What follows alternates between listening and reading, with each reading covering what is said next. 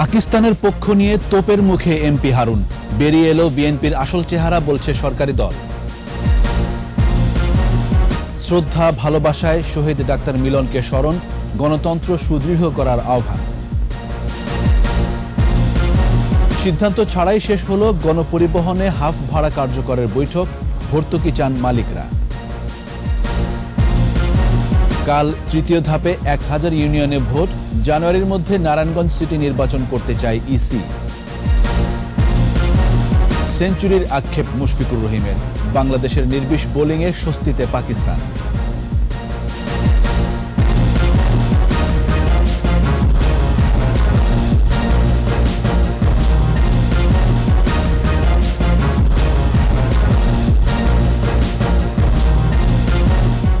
শুনছিলেন first security ইসলামী bank limited সংবাদ শিরোনাম।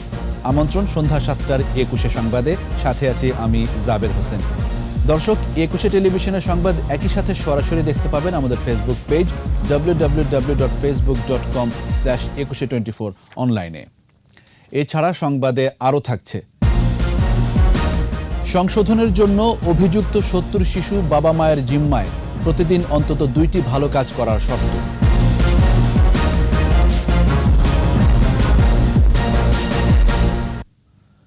পাকিস্তান ক্রিকেট দলের পক্ষে অবস্থান নিয়ে সংসদে তোপের মুখে পড়লেন বিএনপির MP Harunur Rashid. Point of অর্ডারে দাঁড়িয়ে হারুন পাকিস্তানের পক্ষ নিয়ে বলেন, বিদ্বেষমূলক মনোভাব দেখানো ঠিক নয়। প্রতিবাদ জানিয়ে নৌপরিবহন প্রতিমন্ত্রী খালিদ মাহমুদ চৌধুরী বলেন, তার এই বক্তব্যে বিএনপির চরিত্র বেরিয়ে এসেছে। প্রণব চক্রবর্তীর রিপোর্ট। স্বাধীনতার সুবর্ণ জয়ন্তীতে সংসদে সাধারণ আলোচনা শেষ হওয়ার একদিন পরই বিএনপি এমপি হারুনুর রশিদ পক্ষ নিলেন পাকিস্তান ক্রিকেট দলের। পয়েন্ট অফ অর্ডারে দাঁড়িয়ে তিনি পাকিস্তানি পতাকা ওড়ানোর পক্ষেই নিজের অবস্থান তুলে ধরেন। তার বক্তব্যের প্রতিবাদ জানান সরকারি দলের সদস্যরা। তারা কিন্তু আমাদের দেশে এখন মেহমান। এখানে অনেক সদস্য দেখলাম যে সেদিন বিভিন্নভাবে এটাকে নিয়ে বিদ্বেষপূরক কথাবার্তা বলছে। পাকিস্তানের টিম তো আসার দরকার ছিল না। পাকিস্তানি টিমকে কেন খেলতে দিয়েছেন? খেলতে দিতেন না, আসার দরকারই ছিল না। আপনি তো তাদেরকে অনুমতি দিয়েছেন। একটি দেশের প্রতি বিদ্বেষপূর্ণ আচরণ, মনোভাব, এটি আমাদের জন্য সম্মানের নয়, এটি গৌরবের নয়। এখানে বিচারের বিষয়ে আপনি কথা বলতে পারেন না। হারুনুর রশিদের বক্তব্যের জবাব দেন নৌ পরিবহন প্রতিমন্ত্রী খালিদ মাহমুদ চৌধুরী। পাকিস্তানের পক্ষ অবলম্বন করে এই সংসদে তিনি কথা বললেন, এতে তার প্রকৃত চরিত্র বেরিয়ে এসেছে। তারা যে রাজাকার আলবদর আল সামসের পক্ষ নিয়ে কথা বলছে, রাজনীতি করছে, এই বাংলাদেশের মুক্তিযুদ্ধের যে সেন্টিমেন্ট তারা ধারণ করে না, সেটাই প্রমাণিত হয়েছে। এর আগে 1925 সালের মহাসড়ক আইন যুগোপযোগী করে সড়কে নিরাপদ যান চলাচল এবং সুশৃঙ্খলা ফেরাতে মহাসড়ক বিলের উপর আলোচনায় ক্ষোভ প্রকাশ করেন সংসদ সদস্যরা।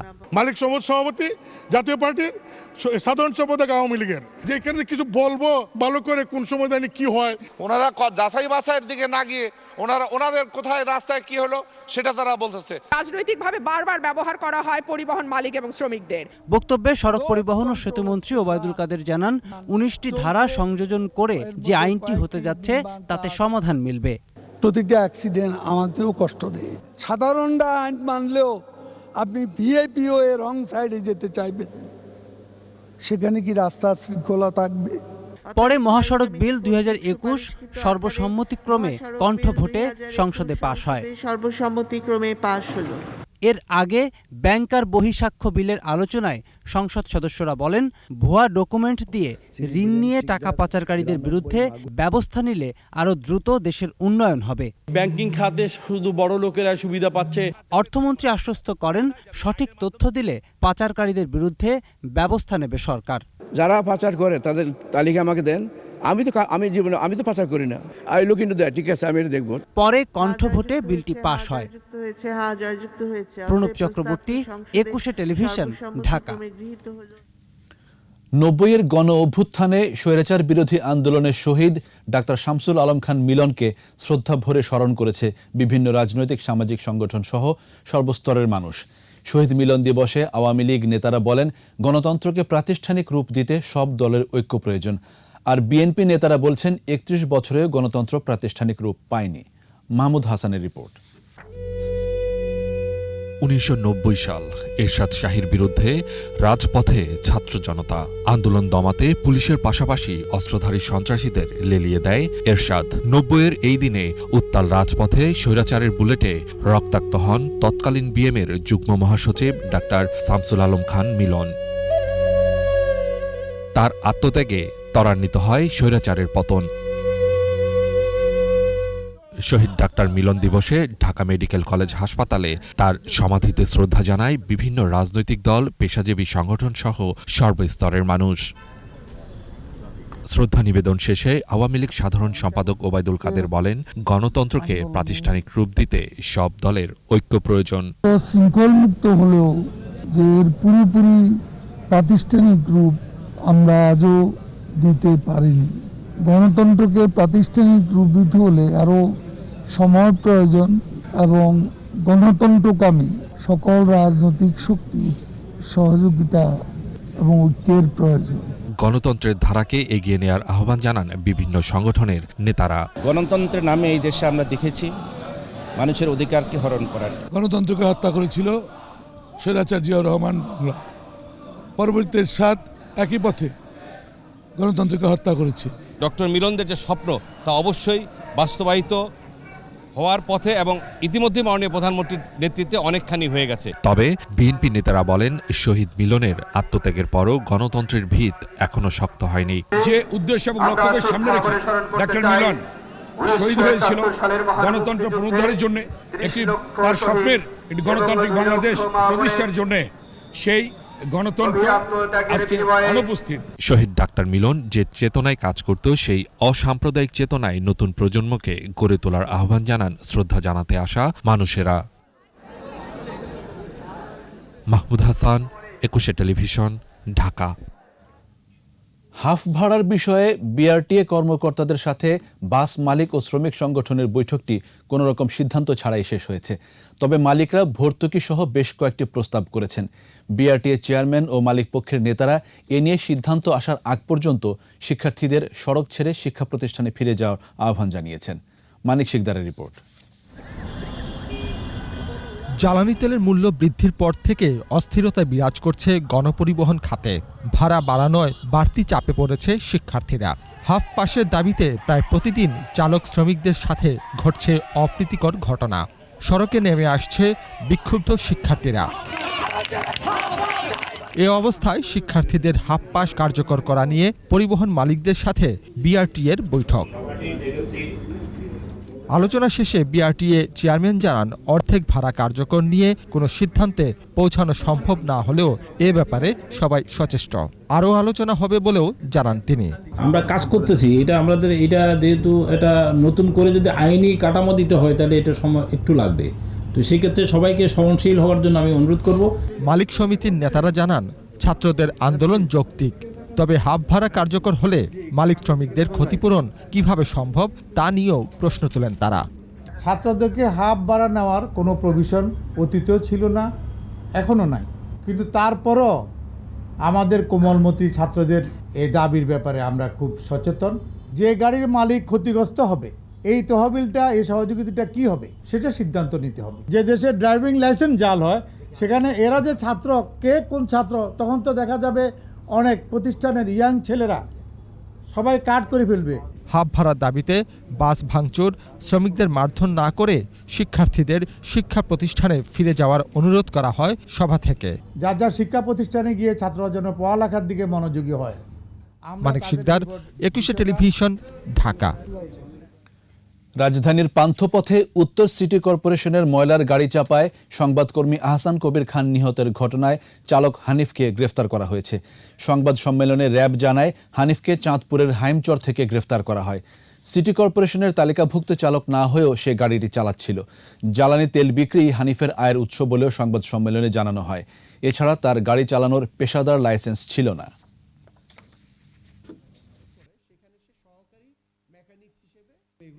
গত 1-1.5 বছর যাবৎ সে এই গাড়িটি চালাচ্ছিল। প্রতিদিন সে 17 থেকে 20 লিটার, কখনো 22 লিটার তেল বাঁচাতে সে সক্ষম হতো। সেই তেল বিক্রির টাকাই সে মূলত তার ইনকাম সোর্স হিসেবে এই কদিন নিয়ে আসছিল। কার মাধ্যমে সে মূলত এই গাড়িটি পেয়েছে এবং কিভাবে সে গাড়ি চালাচ্ছে, এই তথ্যগুলো আমরা অবশ্যই একত্রিত করে আমরা সিটি কর্পোরেশনকে দিব।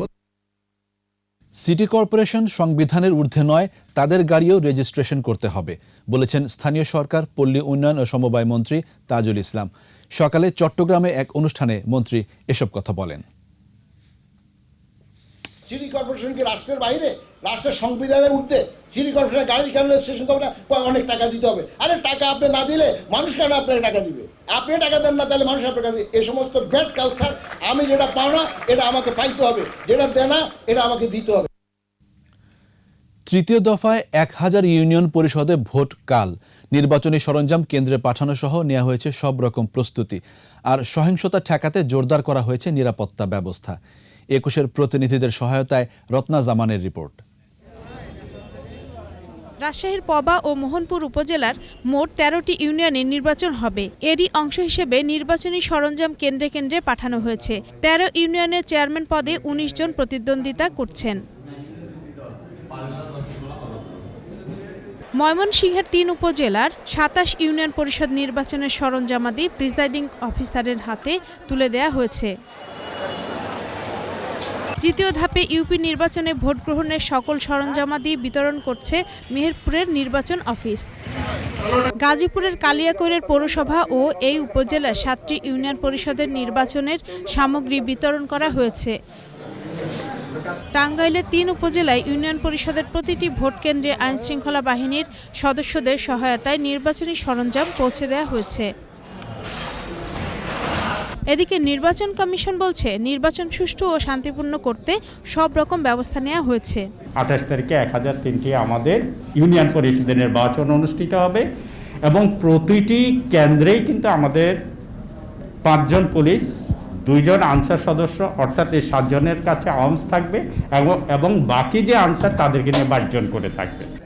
নির্বাচন সুষ্ঠু ও আইনশৃঙ্খলা রক্ষায় প্রতিটি ইউনিয়নে থাকবে র্যাব, বিজিবি, কোস্টগার্ড সহ অতিরিক্ত মোবাইল ও স্ট্রাইকিং ফোর্স। রত্না জামান, 21 টেলিভিশন। পঞ্চম ধাপে 707 ইউনিয়ন পরিষদে ভোট 5 জানুয়ারি। আর নারায়ণগঞ্জ সিটি কর্পোরেশনের নির্বাচন হবে 31 জানুয়ারির মধ্যে। রাজধানীর আগারগাঁওয়ে নির্বাচন কমিশন সচিবালয়ে 90তম কমিশন সভা শেষে তফসিল ঘোষণা করেন ইসি সচিব হুমায়ুন কবির খন্দকার। পঞ্চম ধাপে মনোনয়ন দাখিলের শেষ দিন 7 ডিসেম্বর, যাচাই বাছাই 9 ডিসেম্বর, প্রার্থিতা প্রত্যাহার 15 ডিসেম্বর আর ভোট হবে 5 জানুয়ারি। আর নারায়ণগঞ্জ সিটি কর্পোরেশন নির্বাচনের তারিখ নিয়ে ডিসেম্বরের প্রথম সপ্তাহে কমিশন সভায় সিদ্ধান্ত হবে বলে জানান ইসি সচিব।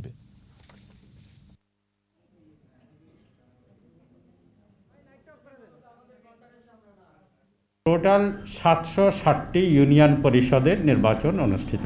মনোনয়নপত্র বাছাই 9 ডিসেম্বর 2021 এবং ভোট গ্রহণ 5 জানুয়ারি। নারায়ণগঞ্জ সিটি কর্পোরেশনের তারিখটি নির্বাচিত হবে আগামী সপ্তাহের দিকে। তবে মাননীয় কমিশন এই সিদ্ধান্তে উপনীত হয়েছেন 31 জানুয়ারির মধ্যে নির্বাচনগুলো সমাপ্ত করবেন।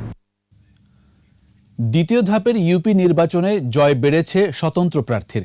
বিএনপির অনুপস্থিতি বিদ্রোহীর বাক্স ভরাটের অন্যতম কারণ বলে মনে করছেন কেউ কেউ। আর আওয়ামী লীগ বলছে, সিদ্ধান্ত অমান্যকারীদের বিরুদ্ধে ব্যবস্থা নেবে দল। জসিম জুয়েলের রিপোর্ট। চলমান ইউনিয়ন পরিষদ নির্বাচনে বেসামাল আওয়ামী লীগের বিদ্রোহী প্রার্থীরা। দলীয় কোন্দল আর মনোনয়ন বাণিজ্যের অভিযোগ আছে কিছু নেতার বিরুদ্ধে, যার প্রভাব পড়েছে নির্বাচনের ফলাফলে। প্রথম ধাপে 21 জুন 204টি ইউপি নির্বাচনে আওয়ামী লীগের 148 জন জয়ী হয়েছিল, আর স্বতন্ত্র প্রার্থী জয়ী হয়েছিল 49 জন। একইভাবে 20 সেপ্টেম্বর 160 ইউপিতে নৌকার মাঝি হয়েছেন 119 জন, পক্ষান্তরে স্বতন্ত্র নির্বাচিত হয়েছিল 36 জন। কিন্তু দ্বিতীয় ধাপে বিদ্রোহী প্রার্থীর সংখ্যা বেড়ে হয়েছে দ্বিগুণ। 834টি ইউনিয়ন পরিষদ নির্বাচনে নৌকার প্রার্থী জয়ী হয়েছেন 486 জন, আর স্বতন্ত্র প্রার্থী জয়ী হয়েছে 330টিতে, অর্থাৎ 40% ইউপিতে হারতে হয়েছে নৌকা প্রতীককে। ইউনিয়ন পরিষদ নির্বাচনে স্বতন্ত্র প্রার্থীর কাছে নৌকা প্রার্থীর কেন হারতে হচ্ছে জানালেন এই প্রার্থী। যখন ইউনিয়ন পরিষদের নৌকা প্রতীক বরাদ্দ দিয়ে নির্বাচন করা হবে, ঠিক সেই সময় রাজনীতির বাইরে থেকে আসা নৌকা পালে চেয়ারম্যান হওয়া যাবে এমন এমন ব্যক্তিরা নৌকা পাওয়ার আশা করে এবং নৌকা পায়, যেটা আজকে দলের জন্য একটা অমঙ্গলকর বিষয়। এমন পরিস্থিতিতে তৃতীয় দফার নির্বাচনে যাওয়ার পর নাই বিব্রত ক্ষমতাসীন আওয়ামী লীগ। দলটির যুগ্ম সাধারণ সম্পাদক বলেন, যারাই দলের বিরুদ্ধে অবস্থান নিয়েছে তাদের শাস্তি অনিবার্য। এবং আওয়ামী লীগ এটি সুশৃঙ্খল দল, এটি রাজনৈতিক দল, ঐতিহ্যবাহী সংগঠন। এই সংগঠনে শৃঙ্খলা না মানলে কারো জায়গা নেই।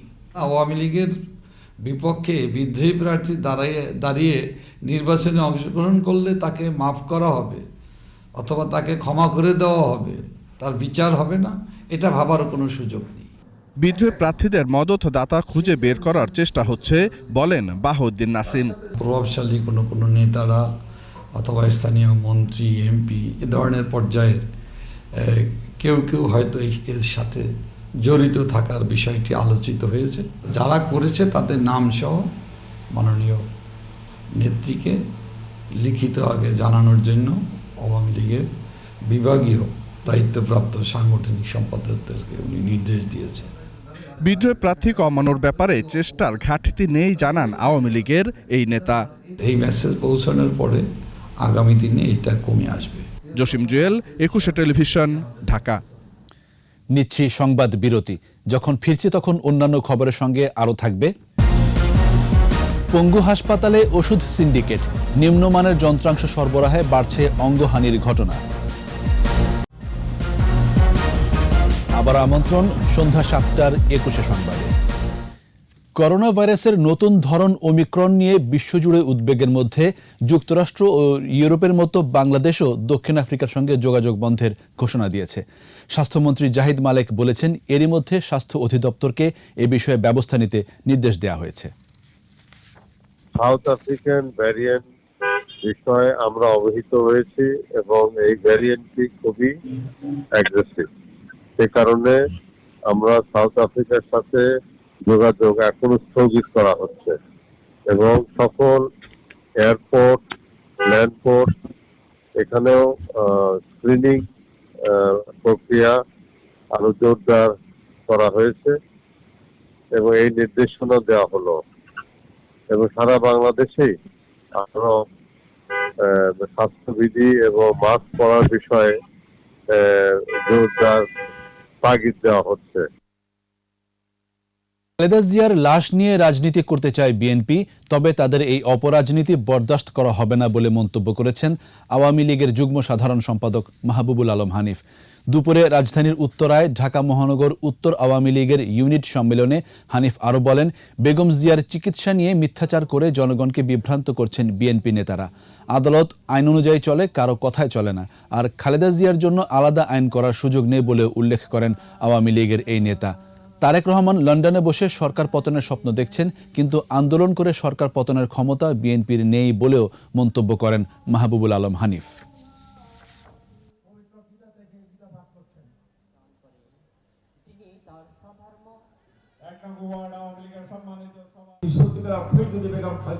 আপনাদের সেই মায়া থাকতো, দরদ থাকতো, তাহলে তো আপনাদের প্রথম কাজ ছিল বেগম খালেদাকে মুক্ত করে তার চিকিৎসা করার জন্য মুমিনের রাষ্ট্রপতির কাছে আপনার ক্ষমা প্রার্থনা করা।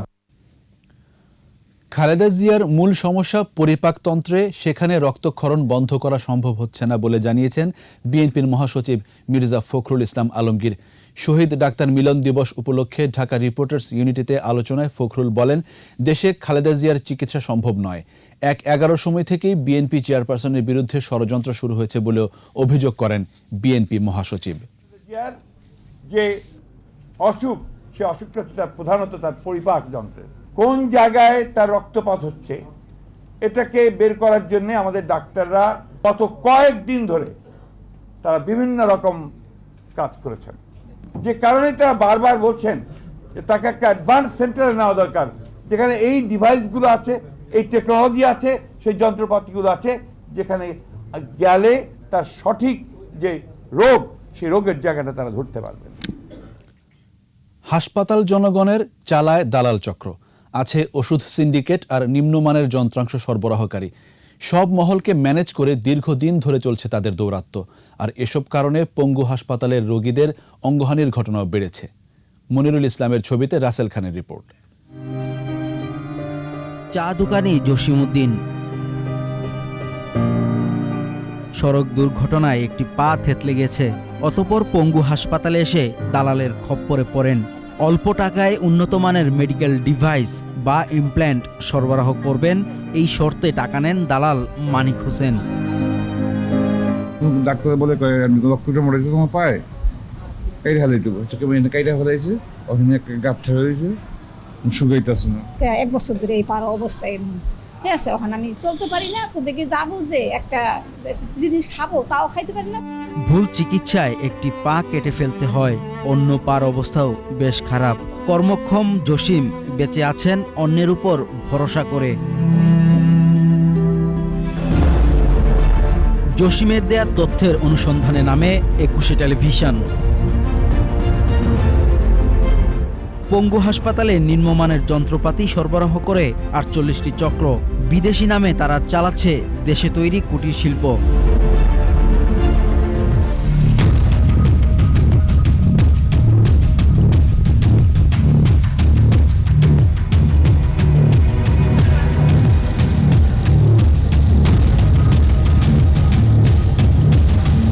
সাভারের বিরুলিয়ার বিডি অর্থকেয়ার ইমপ্ল্যান্ট কারখানা। তৈরি হচ্ছিল পঙ্গু রোগীর মেডিকেল ডিভাইস। অনুমোদন নেই ট্রেড লাইসেন্স, এমনকি ওষুধ প্রশাসনও সন্ধান জানে এ কারখানার।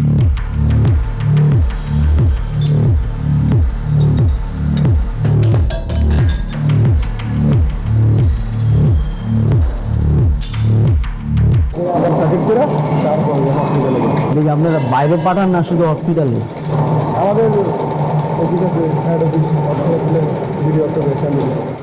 জিএমপি নীতি বলছে এসব যন্ত্রাংশ বানাতে সার্বক্ষণিক দেখভাল করবেন বৈজ্ঞানিক কর্মকর্তা। পাওয়া গেল না কাঙ্ক্ষিত কাউকে। আমরা চেষ্টা করে যাচ্ছি, প্রসেস করে যাচ্ছি।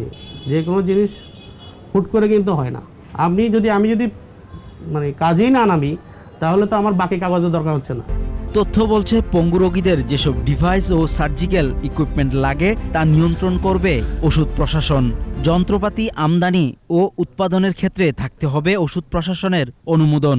WHO GMP গাইডলাইন অনুযায়ী সে একটা প্ল্যান্ট তৈরি করবে এবং সেই প্ল্যান্টে production, quality control, storage, quality assurance, মানে তার সবগুলো ডিপার্টমেন্ট থাকবে। যেহেতু আমি নতুন প্রকল্পটা দেখি, সে ধরনের কোনো প্রকল্প এখনো জমা পড়েনি।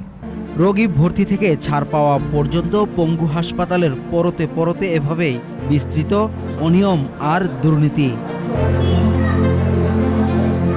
রাসেল খান, 21 টেলিভিশন, ঢাকা। এবার আমাদের বিশেষ আয়োজন সফল বাংলা।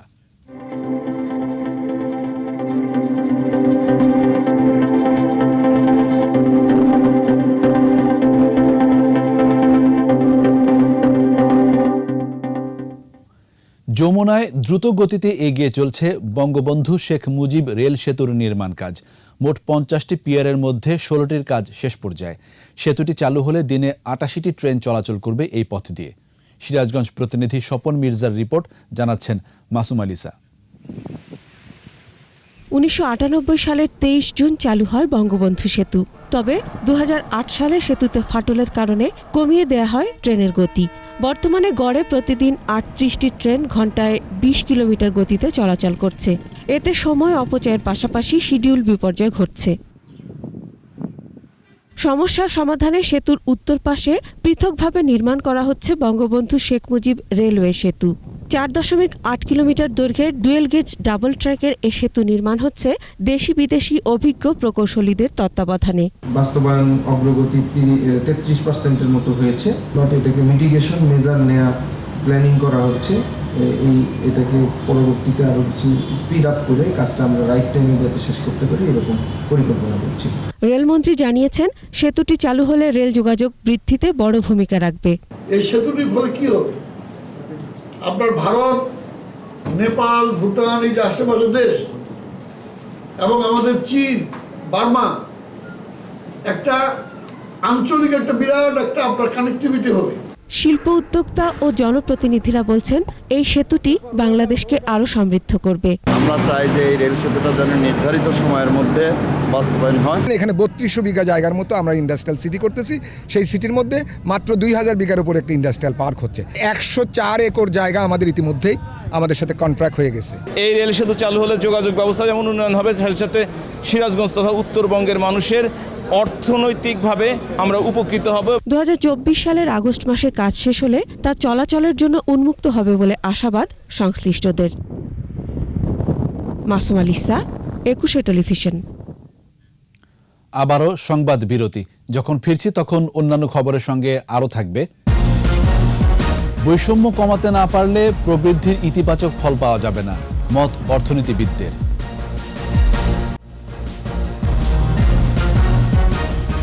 দেখছেন সন্ধ্যা 7টার 21 সংবাদ। বৈষম্য কমাতে না পারলে প্রবৃদ্ধির ইতিবাচক ফল পাওয়া যাবে না বলে মত দিয়েছেন অর্থনীতিবিদরা। এশিয়া ফাউন্ডেশন আয়োজিত অনলাইন আলোচনায় বক্তারা কৃষি খাতের আধুনিকায়ন নিয়েও কথা বলেন। প্রবৃদ্ধির ইতিবাচক ফল পেতে এবং টেকসই উন্নয়নের জন্য এশিয়ার দেশগুলোর সাথে রপ্তানি সম্পর্ক বাড়ানোর তাগিদ দেন তারা। আলোচনায় যোগ দিয়ে পরিকল্পনা মন্ত্রী এম.এ. মান্নান জানিয়েছেন, বৈষম্য কমানো এবং দক্ষ জনশক্তি তৈরি করতে সরকার কাজ করে যাচ্ছে।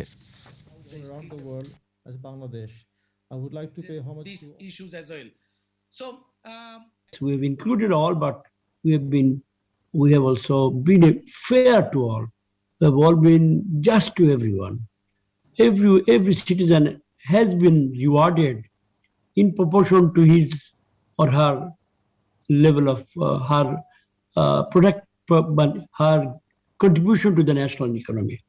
There is a big yawning gap in this area, I think, and there is a political economic question arises. এবার সোশ্যাল ইসলামী ব্যাংক লিমিটেড বাণিজ্য সংবাদ।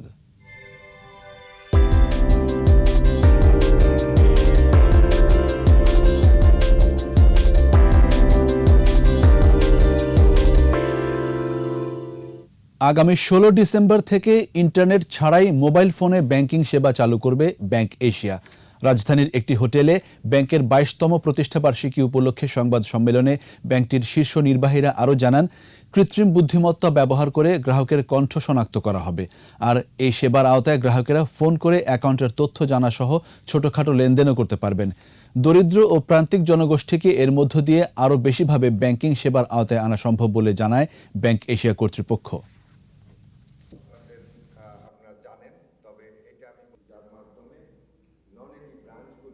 আঙ্গুলের ছাপ যেমন বায়োমেট্রিক, ভয়েসটাও biometric. Will recognize the voice. আপনি কথা বললে আপনারটা বুঝে ফেলবো, ওইটা আপনার অ্যাকাউন্টের সাথে অ্যাটাচ করে দেওয়া হবে ভয়েসটা।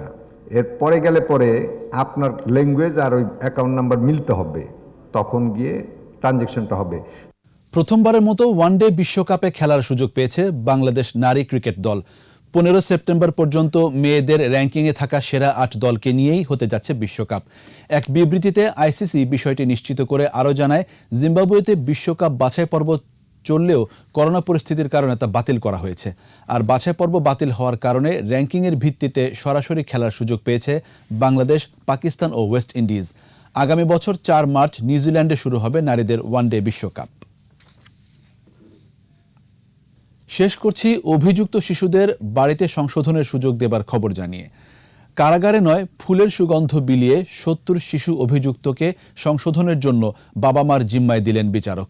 50 মামলায় এই শিশুদের প্রতিদিন 2টো ভালো কাজের শর্ত দিয়ে সংশোধনের সুযোগ দেন সুনামগঞ্জ শিশু আদালতের বিচারক জাকির হোসেন। প্রতিনিধি আব্দুস সালামের রিপোর্ট, জানাচ্ছেন মাসুম আলিসা। ওরা 70 জন শিশু কিশোর জড়িয়ে পড়েছিল নানা অপরাধে। এসব শিশুদের কঠিন সাজা না দিয়ে বাবা মার সাথে থেকেই সংশোধনের সুযোগ দেওয়া হয়। আর এই কাজটি করেন নারী ও শিশু নির্যাতন দমন ট্রাইব্যুনালের বিচারক জাকির হোসেন। বাড়িতে যাওয়ার সময় ওই শিশুদের দেওয়া হয় একটি ডায়েরি আর ফুলের স্টিক। বলা হয় প্রতিদিন 2টি ভালো কাজ করতে হবে তাদের, এবং আদালতের দেয়া ডায়েরিতে তা লিখে রাখতে হবে। বছর শেষে সেই ডায়েরি জমা দিতে হবে আদালতে। এছাড়া অন্য শর্তগুলো ছিল বাবা মা সহ গুরুজনদের আদেশ নির্দেশ মেনে চলা, বাবা মায়ের সেবা যত্ন করা ও কাজকর্মে তাদের সাহায্য করা, নিয়মিত ধর্মগ্রন্থ পাঠ করা এবং ধর্মকর্ম পালন করা, অসৎ সঙ্গ ত্যাগ করা, মাদক থেকে দূরে থাকা।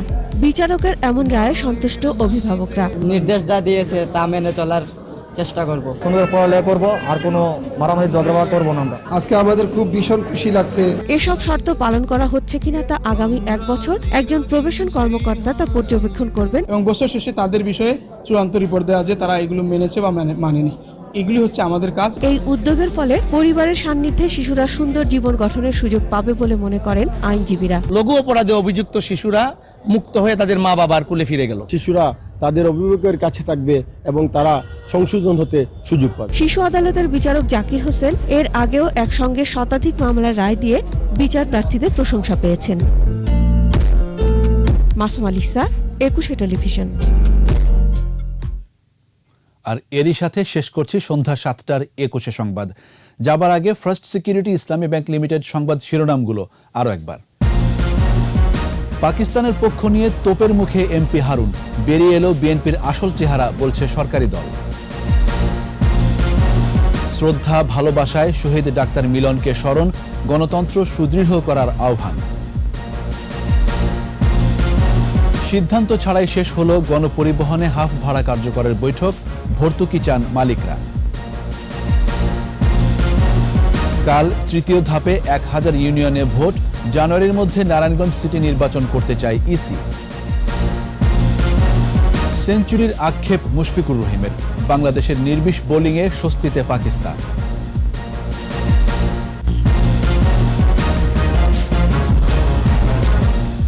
একুশে টেলিভিশনের সর্বশেষ খবর জানতে ডায়াল করুন 2021 নম্বরে আর ভিজিট করুন 21-tv.com এই ওয়েবসাইট। এছাড়া ফেসবুকে লগ ইন করতে পারেন facebook.com/2124 অনলাইনে। আমাদের পরের সংবাদ রাত 9টায় দেখার আমন্ত্রণ রইল। স্বাস্থ্যবিধি মেনে চলুন, সুস্থ থাকুন।